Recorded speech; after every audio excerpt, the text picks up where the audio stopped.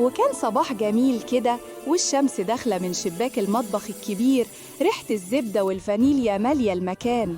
والنهاردة فيديو جديد مع الشيف مشمش، وهو بيقول في نفسه: النهاردة هعمل وصفة محدش في الدنيا جربها قبل كده، ولو حد جربها يكتب لنا في الكومنتات.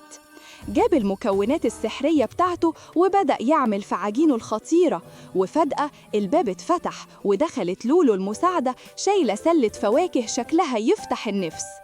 قالت بحماس: شيف مشمش، جبت التفاح والتوت اللي طلبتهم.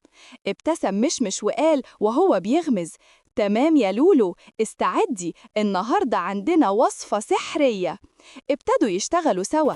قالت له: أنا واثقة فيك جدا يا مشمش، وعارف إن الوصفة هتبقى خطيرة وتجنن. وأصوات التقطيع والضحك مالية المطبخ كله، والمكونات من كتر الحماس طارت لأن الوصفة بتتعمل بكل الحب. وفجأة الباب اتفتح وفلفل الخباز دخل عليهم وهو بيضحك وهدومه كلها دقيق، وقال لهم: سمعت كلمة فطيرة، قلت أجي بسرعة قبل ما الأكل يختفي.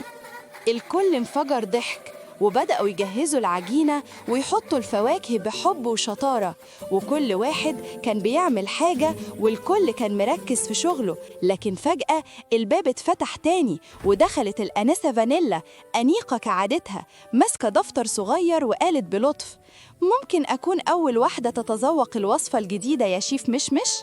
ابتسم مشمش وقال بثقة: الطعم خطير أكيد يا أنسة فانيلا، بس خدي بالك الطعم ده مش عادي. وبعد شوية طلعت الفطيرة من الفرن، لونها ذهبي وريحتها تجنن. فانيلا خدت قضمة صغيرة، سكتت لحظة، وبعدين قالت بانبهار: مشمش، دي مش فطيرة، دي تحفة فنية. ضحك الكل وصفقوا، ومشمش رفع راسه بفخر وقال: الطبخ مش مجرد وصفة، الطبخ حب وإبداع وصحبة حلوة. وخلص اليوم على ضحك وسعادة وريحة القرفة والعسل اللي فضلت مالية المكان. وفي الخلفية كان صوت مشمش بيقول: استنونا في الوصفة الجاية، المغامرة لسه ما خلصتش.